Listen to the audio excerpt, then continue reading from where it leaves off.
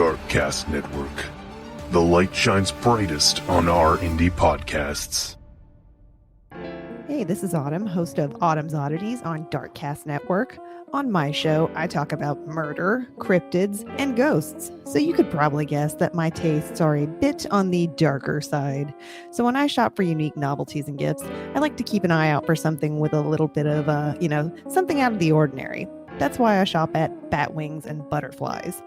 Batwings and Butterflies is an independent, creator-owned and operated boutique featuring handmade knit creations that run the gamut of the wild and dark side. Here you'll find knit toys and stuffies like little baby Baphomets and giant tarantulas, household knits like blankets, doilies, and water pipe cozies, and much more. Every item is an original work of art, handmade with love by a talented artisan. Order your one-of-a-kind creations today. Find Batwings and Butterflies on Instagram at Batwings and Butterflies. My favorite product is definitely the little baby Baphomet. Oh, look at him. Just go online and look. It looks like he's hailing himself. He's the perfect little demon baby to cuddle with on a cold night while you're listening to podcasts on the Darkcast Network. Go get yours today.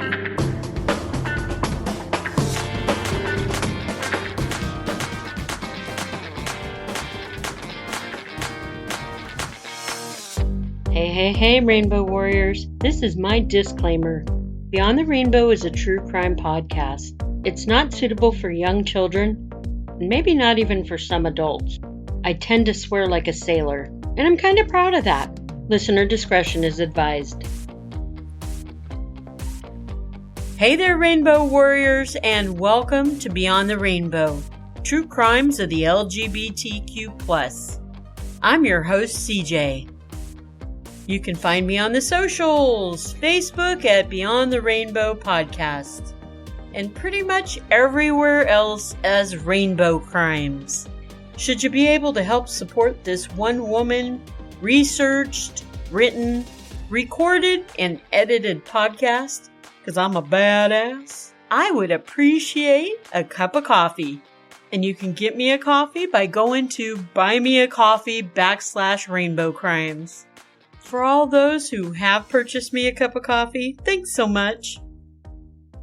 Our Missing But Not Forgotten segment will be reported by my friend Jackie from the Cause of Death podcast. Cause of Death podcast is a podcast with, of course, the Darkcast Network. Jackie covers all kinds of things. She's covered pandemics, vaccines, and I have to tell you, after I listen, I feel so darn smart, which is kind of rare. Let's give Jackie a listen and see who our missing is this episode. Hey there, Rainbow Warriors. It's been 16 and a half years now since a 32-year-old gay man named Simon Knight disappeared in Surrey Hills, Australia. Simon was a chef at a cafe in Newtown. He was last seen the morning of July 21st, 2005, at a hotel on Crown Street in Surrey Hills. Later that day, Simon didn't show up for his shift at the cafe. He then missed several shifts, and his co-workers reported him missing to the New South Wales Police. Simon was not one to just not show up for his shift without calling. Over the years, there have been extensive investigations into Simon's disappearance. There has been no evidence of foul play. There has been no body located, which is why, after a coronial inquest in 2008, the investigators don't believe that Simon is dead. But in 2015, they succumbed to the thought that Simon was probably dead and issued a death certificate for him. Still, no body has been recovered. Simon was a very well-liked guy in his LGBTQ+ community. He was an avid reader. He loved going to theaters and seeing plays. In school, his nickname was Smiley for his good-natured demeanor. In 2020, investigators upped the reward from $100,000 to $250,000 for information that would lead to finding Simon, or what may have happened to Simon. Simon is 183 centimeters tall, or 6 feet tall. He is fair-complected, has blue eyes with reddish-colored hair and light facial hair. A picture of Simon can be found on BeyondTheRainbowPodcast.com website. His mom, dad, brother, and sister all just want to know what happened to him. Should you remember anything that could lead to finding Simon, please call Crime Stoppers at 1-800-333-0000. This has been Jackie Moranti of Cause of Death Podcast. Back to you, CJ, at Sea Breeze Studios. Thank you, Jackie. Okay, Rainbow Warriors, remember, Jackie's show is called Cause of Death. I know I've mentioned before that cases where I've been in contact with family members or friends of the victim are the cases that have really, truly made an impact on me. This case, this episode, is no different. So let's get into it. Oh, I apologize. Am I not supposed to call this case a murder? Am I supposed to call this a completion of suicide just because that's what the Tippecanoe Sheriff, their coroner, and the Lafayette, Indiana Police say it is? Now, wait just a minute. We are talking about the law enforcement in Indiana, you know. If you're not sure what they're like, retake a look at my episode on Ray Hainish. He was murdered in White County, Indiana. And then there's some other cases of non-LGBTQ plus people. Cases you might have heard of, like Tanner Barton or Brittany Bell in Howard County, Indiana. Go look at these cases. And then tell me that law enforcement did their due diligence when they investigated these cases. If you can tell me you think they did, then I'll stop right this second. I'll stop and I'll go look for something else to report on, because trust me, there's plenty. Too much, really. I don't hear you. And that's why I titled this episode, Alexander VanDalsen's Story. Murder Isn't Suicide. Although the Tippecanoe County Sheriff, their coroner, and Lafayette Police, they consider this is a clear-cut and dry case of suicide. I look at this case, and all I can do is think, what the fuck? Are they kidding? This kid did not take his own life. And that's the conclusion I think you will come to as well. This case honestly works me up, so maybe I'm getting a little ahead of myself here. Let's go back. Let's go back and take a look as to who Alexander Blake VanDalsen was. And I'm going to refer to him as Alex. So this is what happened on my side of things. My friend Courtney from a Nefarious Nightmare podcast, hey Courtney, she DM'd me. And she asked me to listen to her and her co-host Amanda's case that was coming out about a young trans man. And then she told me his name, Alex VanDalsen. I immediately thought, boy, that name sure sounds familiar. But I couldn't remember why. And then I went and I looked up Alex VanDalsen. I saw a picture of him. And then I remembered it sounded familiar because I had him on my list to do as a missing but not forgotten LGBTQ person. But then before I could ever get to cover his case, I read that Alex had died. Suicide, I read, so I moved on. That is until recently when Courtney contacted me about Alex. She told me about the case and said, Alex's mom is really hurting. If you could look at this case and please consider doing it, I'd sure appreciate it. She really didn't have to convince me that hard. The first thing I did is I went through Alex's Facebook. I wanted to get a better feel for who Alex was. And I have to say, even though there were some sad posts and memes, I didn't see anything that would have led me to believe Alex was suicidal. Most of his sad posts seemed like maybe they were typical posts someone, even me, might have made after a relationship breakup. Alex had some supportive friends, too. And there's one in particular that seemed to see Alex through in his happy times and sad times. His mom told me this was his bestie. Maybe Alex and his bestie saw each other through things. All of Alex's Facebook looked really normal, and nothing drew red flags for me. Alex came out as a lesbian at the age of 14, and that truly seems to be a normal progression for a trans person to take. It's what many will do when they're trying to figure out who they are. And then at the age of 18, Alex began transitioning. When I say someone began their transitioning, I'm referring to their mental state, not necessarily surgeries or hormones. Because let's be honest, safe surgeries are expensive, and they require a lot of, for lack of a better word, they require a lot of work. Surgery candidates are required to go through not just the hormone treatments, but extensive mental evaluations before the procedure's ever done. Because once this process is completed, it's not easy to undo if the candidate changes their mind, which, believe it or not, has happened. Alex's mom has always been a support for her kids, including Alex when he first came out and then when he told her he was a trans male. In fact, Alex's mom insisted she would help pay for his transitioning if that's what he needed to be happy. Alex refused and told her he wanted to do it all on his own. She said, "Well, at least take advantage of my medical benefits."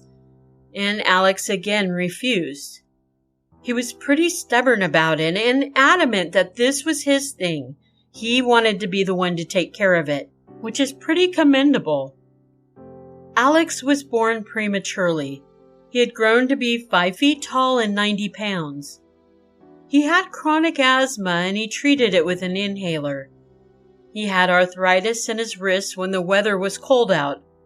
And Alex battled depression along with anxiety, which is not uncommon to anyone these days. And the more I talk to people on a regular basis, they tell me they too struggle with depression and or anxiety. These days it's harder to find people who don't struggle with it. Alex would seek out help for his issues, and he was seeing a therapist regularly. He was also on an antidepressant. Although with his medicine, often it made him feel sick, so he didn't like taking it. And let us not forget, having gender dysphoria can fuck with trans people's emotional stability as well. Just a quick recap from my other episodes about gender dysphoria. Gender dysphoria has been described by many trans people as feeling uncomfortable in their own skin. Either something physically feels like it's missing or like it doesn't belong. While there's no outright cure for gender dysphoria, hormones and gender-affirming surgery does seem to alleviate many of the symptoms for most. One other thing to add to Alex's anxiety, in April of 2019, he stared death in the eye. He was set up by a friend to be robbed at gunpoint. Alex wasn't physically harmed, but the event definitely took a toll emotionally on him. And Alex was really quick to forgive. It didn't take long for him to forgive his friend. He believed people can change, and he was so trusting that he always gave second chances, even if someone didn't deserve it. Alex had an estranged relationship with his birth father. They rarely spoke, but when they did, the birth father wouldn't accept Alex's truth. He called Alex by his dead name and said he didn't have a son, and then he'd use Alex's dead name and incorrect pronoun to say that she would always be his daughter. He only had daughters. Which makes me so happy that Alex and Alex's 2 sisters had their mom to be supportive of them. Alex was the kind of person who wore his heart on his sleeve. He would address his depression openly and honestly on Facebook. In August 2020, he wrote, "To everyone who's known or seen the happy-go-lucky version of me, I've been going through some things and I don't know how to cope with it. I've been trying every which way to get or be better, and I'm sorry to those I've failed. I failed my team at work. I failed my family at home. I'm failing. I've been falling, and I don't know how to get back up to be what everybody needs. I spent some time with my family last night, and I talked to them about what I want to do. But I'm scared. I'm terrified, honestly. I'm 20 years old, and I lost myself completely. I don't know how to get back to being the person I was, and it's felt like I keep falling deeper and deeper into depression. On another post, Alex put a picture of a headstone at a cemetery with his grandfather's name, and then he wrote, "I've thought of a million different ways to start this out with my hyperactive brain, but the one that sticks out is that I let depression and anxiety win today. Every time anything goes crazy, I come and I talk to my grandpa. My depression had gotten so bad that I started to come to see him every single day before I crashed my car. Now I'm dealing with the aftermath of that, and I lost focus today at work. I wish I could tell him about how stressful, yet how fun my job is. I wish I could tell him how amazing my coworkers and bosses are. As much as I can be a dickhead, I am beyond thankful for all of them. I try to be happy-go-lucky, Alex, but some days I feel like I'm just a waste of space. My struggle to focus comes into play a lot, but I try to make myself pay better attention and not mess up. I said something funny to a huge kahuna boss today, and it made me smile that I can make someone else smile. That's always my goal, even on my bad days. I laugh, I joke, I smile. But sometimes it's hard to not just give up and commit myself to Sycamore Springs. I brought that up to my mom today, and she asked why I felt like that would be a good next move for me. Most days I feel like crying, but I don't. I just push through it. I guess my question of the day is, how do I keep it going when I wish I could just collapse and give up? Yet the answer is, it's worth it to keep going. It's worth trying to work hard and giving people reasons to smile with my crackhead attitude and spunk. I'm 20 years old, still fucking up, and still fighting through each and every day. Thank you to those who've stayed in my life. The understanding I get at work when I forget to take my mood stabilizer and I'm a jackass. I love everyone that stayed through this challenging journey that I'm going through. Thank you guys so much. In October of 2020, Alex did put himself into the Sycamore Springs mental health facility. But he had to talk them into it. They didn't think he was bad enough to keep in their hospital. He admitted he had thought about suicide before, and he felt that his individual therapy wasn't effective. Sycamore Springs had a group therapy, and he wanted to be a part of that. The point is, Alex cared enough about himself and about the people who loved him to do something about his depression. And if he ever got to a low point, he'd reach out to his mom or his best friend that I mentioned earlier for help. Alex was woke, too. After George Floyd was murdered by that cop in May of 2020, Alex and his friends went to a peaceful demonstration. Well, it started out peaceful, and then it got crazy. He pretty much got the hell out when it got nutty, but Alex was also able to capture some cool and very scary pictures of it. He then would post statistics about people shot by the police and what the race of the victims were. He'd also post articles about local protests. Alex, whether knowingly or not, was an advocate for peace and equality. And no matter how shitty Alex might be feeling, he was always very gracious to the people around him. And that was one of the things I really loved learning about him. He was real about his emotions. I'm hoping that allowed you to see a little bit into what I saw in Alex, just from what I peeped on his Facebook page and from a messenger conversation I had with his mom. I know that social media isn't always the best way to learn about who someone was, but Alex seemed like such a cool kid. He seemed to put what he was feeling right out there on the pages. Alex was just trying to figure out his place in this world. Alex went missing from the home he lived in with his family on February 3rd, 2021. The family's home camera shows him walking out the door and down the driveway about 11:45 that night. Alex was wearing sweatpants with jeans over him, a long-sleeve shirt, a beanie hat, and a very lightweight black hoodie. Winters in Indiana can get bitter cold, and this night was no exception. It had been snowing, and although the snow had subsided, there was about a foot of snow on the ground already. According to AccuWeather, it was a freezing 18 degrees or colder, and then when you figure in the wind chill factor, brrr. The way Alex had been dressed, it was pretty apparent he didn't plan to be out for long.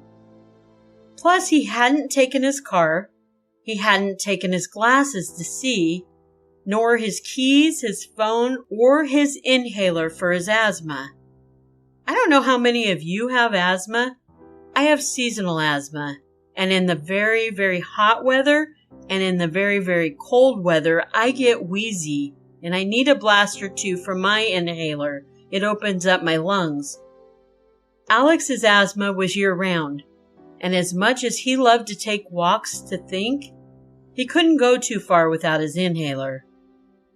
The only people home besides Alex that night was his younger sister and their grandmother, and they were both in their beds asleep.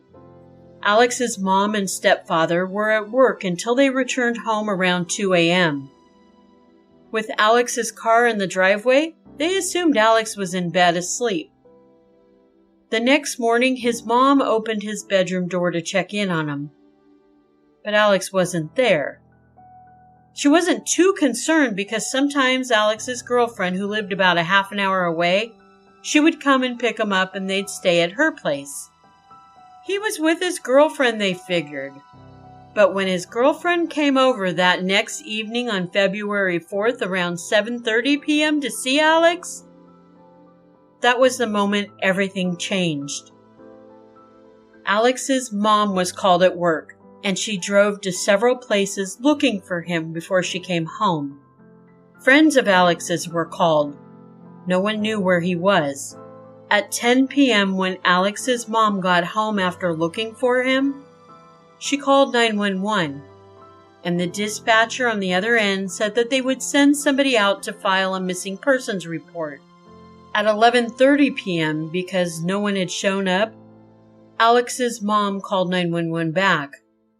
The dispatcher again said someone was on their way. A deputy from the sheriff's department finally showed up sometime after midnight. "No, please, take your time, officer. It's not your loved one missing." It would seem that the sheriff's department had done a wellness check on Alex before. Alex had missed showing up for something, and it turned out to be a false alarm. So I guess that was permission for all sheriff deputies to dawdle when going to Alex's house, and they could get there whenever it was convenient for them. I have a real love-hate relationship with law enforcement. Some are fantastic. They are thorough and they do their job to the best of their abilities. I'm even proud to call a few of them friends.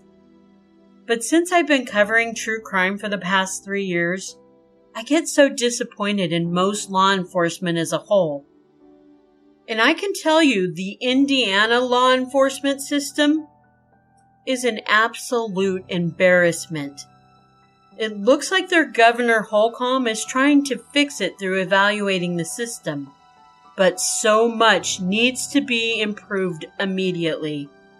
A study I came across for law enforcement in Indiana showed that the county Alex's murder took place in, Tippecanoe, The Sheriff Department in Tippecanoe County is only given a 50% out of 100% for their effectiveness. Same for the Lafayette Police Department. They also scored a 50%. In any classroom across America, these are near failing marks. In letter grades, they're D-minuses. Should the percentages slip even 1%, they're Fs. 50% out of 100%. Half of where they should be. What does this show us? Well, I'll tell ya. It shows us these law enforcers in Indiana are only half-assing their jobs. February 5th, 2021. A retired officer with a canine would come out. See, now that officer is retired, but still came out to try and find Alex. That officer would be given a good mark by me. The dog started at Alex's home, smelled something of Alex's, and took off in the direction the house surveillance camera saw Alex leave.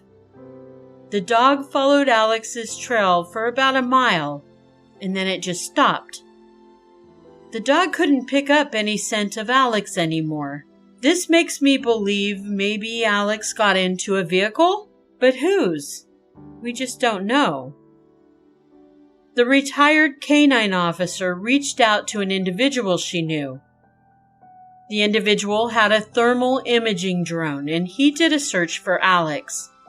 He reported his findings to law enforcement. When Alex's mom reached out to the man for some information, he told her he was gathering it all, and once he had everything into the police, he'd contact Alex's mom with information or something like that.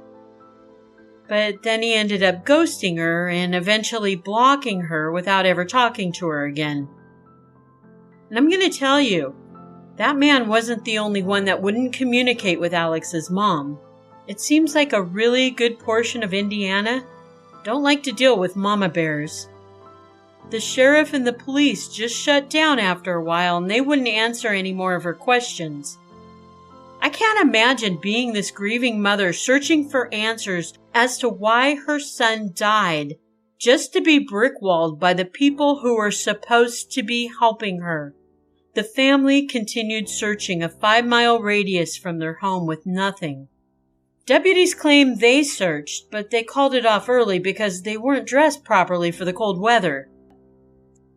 4 days later, on February 9th, 2021, around 1 p.m., a city worker who drove a snowplower was working at the Crosser Sports Complex. He was clearing a more remote area, a trail, I guess. It was by a railroad track and down a hill behind the complex. That's when he saw what looked to be 2 boots sticking up near the road. The snowplower got on his phone and he called police, and he waited for them to arrive. Again, it took a while. Police couldn't find the guy with the snowplow at first. And when they finally did, they asked the guy if he touched the body at all. He stated he had not. He said he found the body and he called the police immediately. The body was Alex's.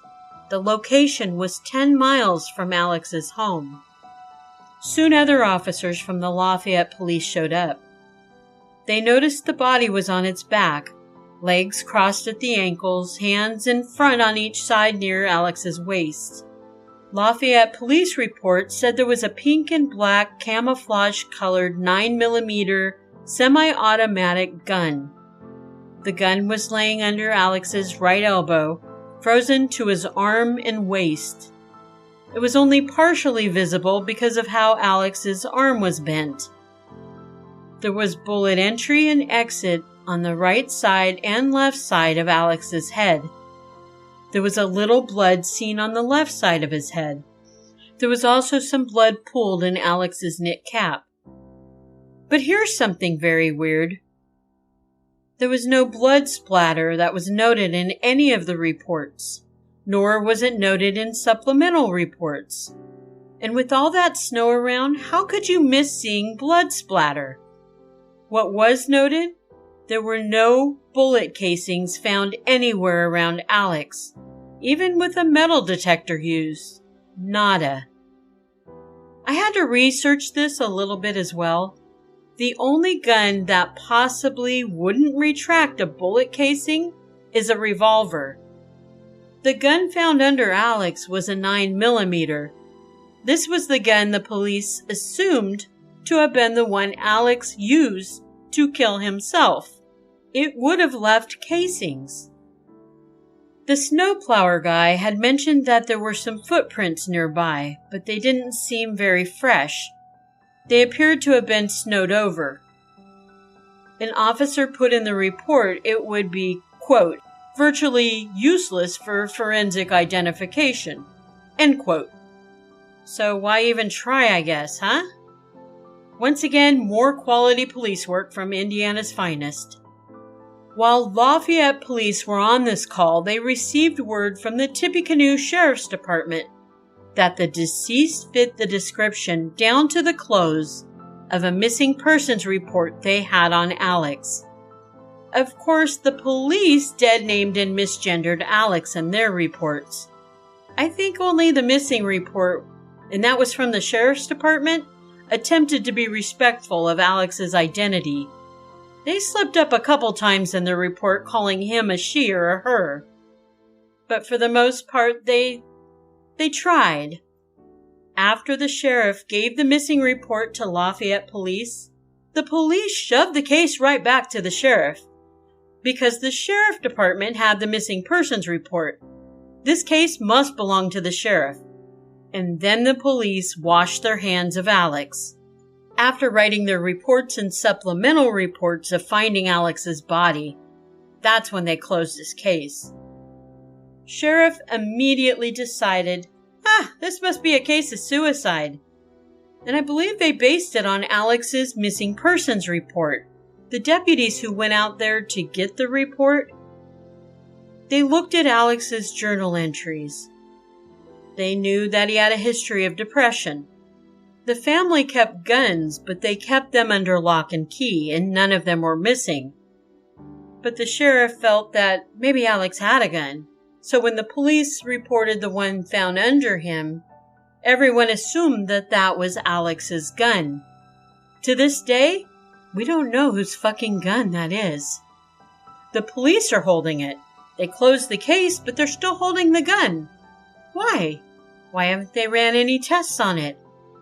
Why haven't they tried to find who it's registered to? Where it was purchased? The sheriff wouldn't give Alex's mom any information after he was found. They kept saying they were still investigating and they were waiting for the autopsy. The coroner thought that suicide sounds like a good idea. After all, he didn't see any bruising or marks from a ligature. He saw the bullet wounds, and he marked his findings as follows. Entrance wound of the bullet on right side of Alex's head measured 6.5 by 5 centimeters in size. That's quite a large hole. The exit wound on the left side measured 1.5 by 1.0 centimeters. That's a little hole. And here lies the problem with this. The exit wound is always larger than the entrance wound. This would mean Alex was shot in the left side of his head where the smaller wound was. But saying that the entrance wound was on the right side instead of the left, this fit the sheriff's narrative because Alex was right-handed. It fit the sheriff's narrative for suicide. Remember, Alex also had bad wrists, and they were much more painful in the cold weather. So stay with me here. The coroner also said that the bullet pathway went nearly straight across from side to side. If Alex could have withstood the pain from his wrist to hold a gun long enough to pull a trigger and shoot himself, the recoil alone would have given the bullet an upward angle trajectory. And even if his wrists were strong, the recoil would have given an upward angle. But still, the coroner went along with the sheriff, who, mind you, didn't even investigate the scene where Alex was found. See, the thing with most coroners, they will call something whatever the law enforcement wants them to call it. I've seen this in other cases.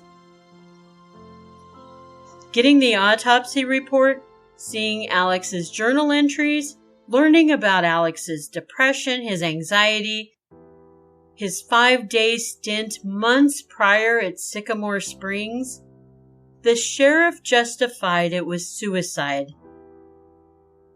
I asked Alex's mom if Alex seemed more distraught than usual right before he disappeared. She said no. The days leading up to his disappearance, on the 1st of February, he was over his girlfriend's, and he called his mom to come pick him up because his girlfriend had went to work and he was bored. So his mom came and got him, and they hung out. They hung out along with Alex's younger sister. Then the three of them ran some errands. And then Alex's older sister came over with her kids. Alex loved to play with the little ones. The next day, Alex volunteered to go grocery shopping for his older sister. That way she didn't have to get the kids all bundled up and out into the snowy weather. He took his younger sister with him, and they went and they did the shopping. Then he went and he hung out with his older sister and the kids while his mom was at work. The following day is when Alex disappeared. Alex didn't seem like he was being affected by any depression or anxiety. Everything seemed fine. And usually if Alex was struggling, he would talk to his mom or his best friend and they would help him through. As I said before, Alex knew when he was hitting bottom, and he'd always seek help out for it. Alex wasn't the kind of kid who ran away either. Of course, he was 21 years old. He could go wherever he wanted, whenever he wanted. But he never just disappeared without some kind of contact. If he went out for a walk, it wasn't ever too far or very long because of his asthma. I'm going to go back here for just a minute to the area where Alex's body was found. It would seem that a car was stuck in the snow nearby where Alex was found. Police questioned separately a man and a woman who were associated with the car. Each gave a different story. The woman's story was her and her boyfriend were out, and the boyfriend wanted to stop and smoke a joint real quick. And that's when they got the car stuck. The boyfriend's story was his girlfriend got her car stuck and called him. He showed up to help her get it out, but he only got the car more stuck. The police bought the story. Which story? I don't know. But they quickly determined that the car was not involved with Alex's death.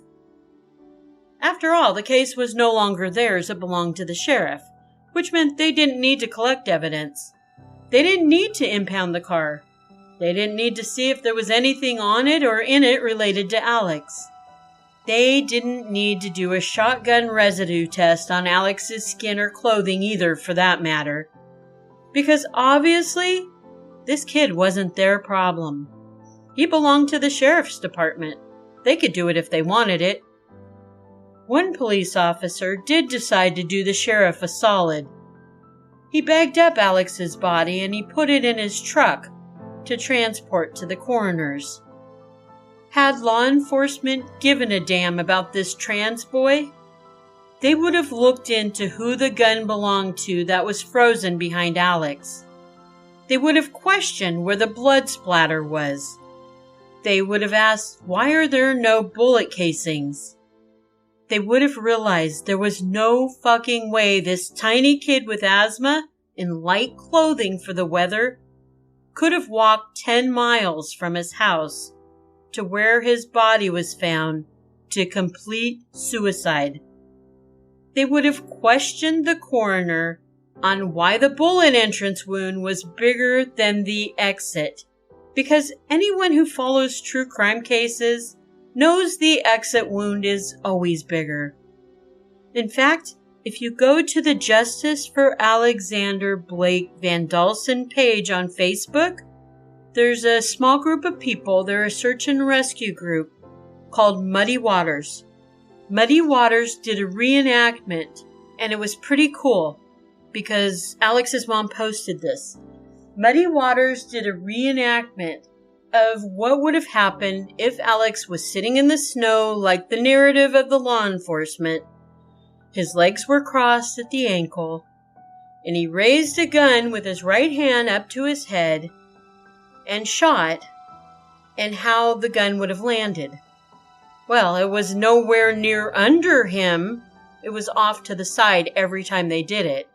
They also tried to do it from the left side, and this just definitely was not possible, especially with the recoil and where the gun would have landed. Muddy Waters also said they believe that with the size of the exit and entrance wound of the bullet, that this didn't come from a 9mm semi-automatic gun like the one found under Alex. This seemed to have come from a .45. To me, a good cop is like a good reporter. They need to ask who, why, when, where, and how. When they stop asking is when they show they don't care about serving and protecting. This and many other cases, like Alex's, is exactly why the Tippecanoe Sheriff and the Lafayette Police Department are ranked at 50% effective. With this case, I'd rank them way lower. So where does that leave us in Alex's case? Alex's mom has filled out a form that Indiana now allows. It's asking the state troopers of Indiana to please take on a case that was denied by the county sheriff or local police. She has a change.org petition in action to try to get Alex's case open for investigation. There's no guarantees, but the petition can't hurt. I put a link to the petition on my page not too long ago, but now that I've covered Alex's case officially, I will link it again. Rainbow Warriors, if you could sign it, would be wonderful. There's also a GoFundMe for Alex's case to help with hiring a private investigator. The goal is $10,000, and as of this writing, the account is only at $375 so far. I plan to donate whatever I make this month of January with this podcast to Alex's GoFundMe. But don't get too excited, guys, because I don't make that much. But Rainbow Warriors, if you can spare $2, $5, $10, $20 to help find justice for Alex, it would mean so much to me. And it would mean so much to Alex's family. Also, please tell someone, anyone, the cashier at the grocery store, your coworker in the next cubicle, the neighbor you never talked to. Tell them to go listen to Beyond the Rainbow, Season 8, Episode 2, Alex's story.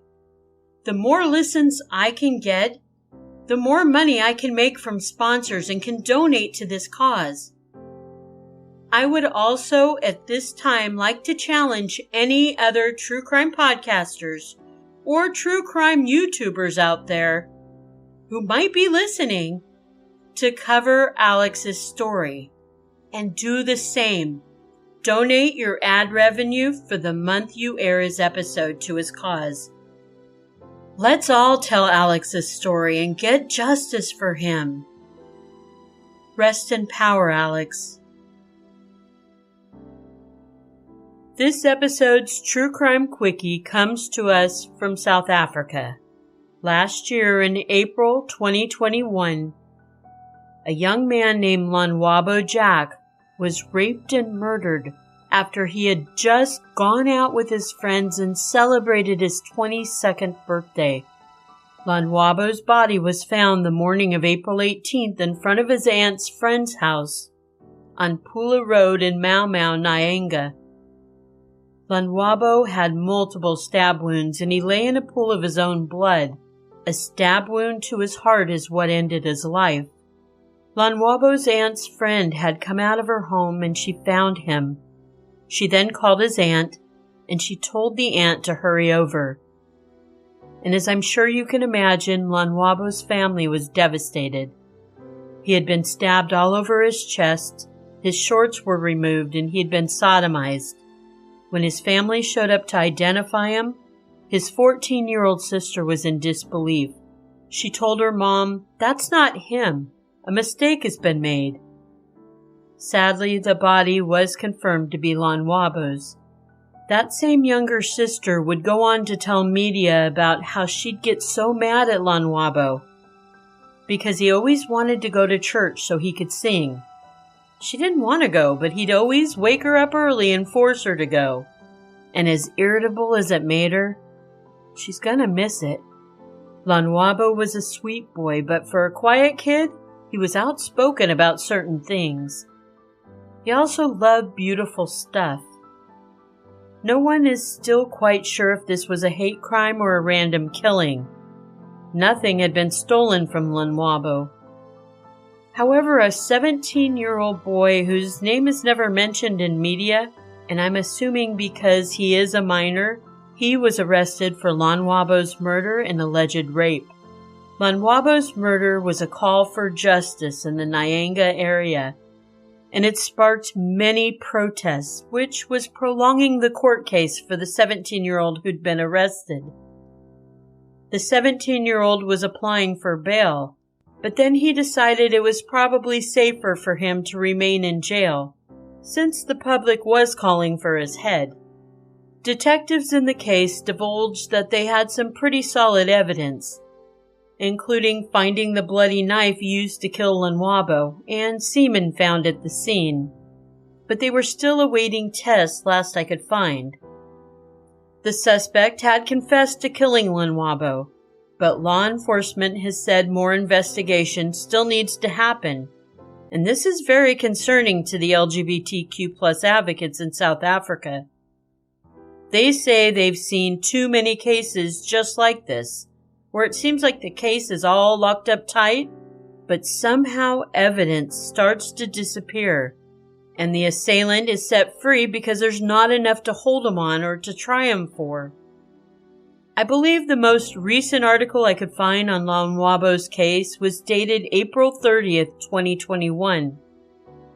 If anyone can find anything more recent and updated on this case, please send it to me and I'll update it on the show. Until then, we won't know if there will be justice for Lanwabo. Rest in power, Lanwabo. Love you, Rainbow Warriors. And remember, it's not a crime to be bi, gay, trans, or to live your truth, ever.